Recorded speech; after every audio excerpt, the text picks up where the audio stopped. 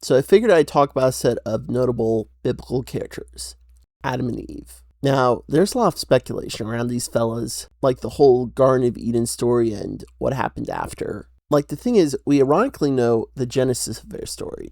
They were in the garden, but then they were booted out. But the whole situation after the literal start of humanity, it's kind of vague. And it's easy to joke about this and that, how much they, in quotes, banged.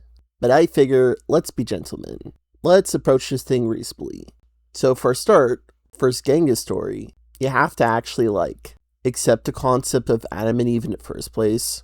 I mean, for a while regarding Adam and Eve, even when I was starting to get into theism, I was still viewing it like a metaphorical thing. Like there was a vague notion of an Adam and Eve. But they actually weren't like the first literal man and woman, right? And you don't even need to be 100% certain of this. You could say that you're like 40% certain or 70% certain, whatever degree, just some degree of certainty. And again, this isn't about them in the Garden of Eden or the choice for fruit. That choice has been done. Humanity wouldn't start if they didn't leave, and the way I see it, it was kind of always the intention they would leave. It's just after God literally created the entire cosmos, Earth and all, it's like he couldn't really be rational about this. He had to make this a story like you are in an eternal paradise, but then you would eventually make the choice to leave. And also it was like a marker for sin entering the world. So anyway, after leaving the garden, they made Cain, they made Abel, and they made Seth. Those are at least 3 biological children that are known to come out of Adam and Eve.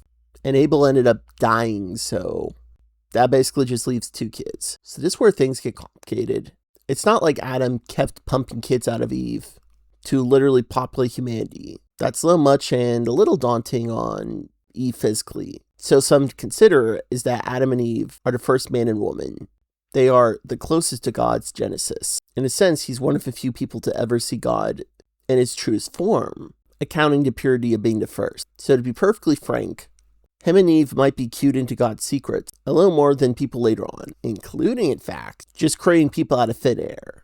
So yeah, I think that's what happened. After having a few biological kids of their own, Cain, Seth, and whoever else, then they just made people out of thin air using the secrets they know, as God's earliest agents. A lot of work, a lot of walking, so humans could gradually populate the earth and not be so incestuous. There's some speculation with Adam and Eve and all the way up to the rank of angels for literally Big G himself.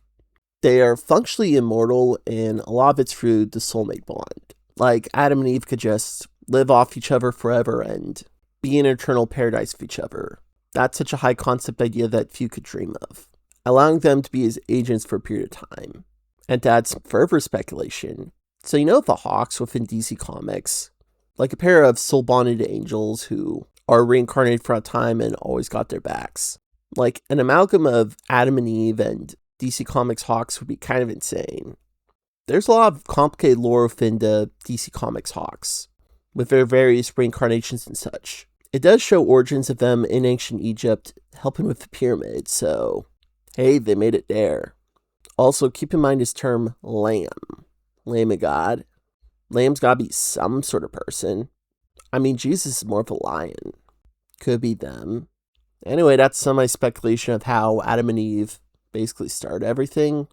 What are some of your ideas? Feel free to let me know, and God bless.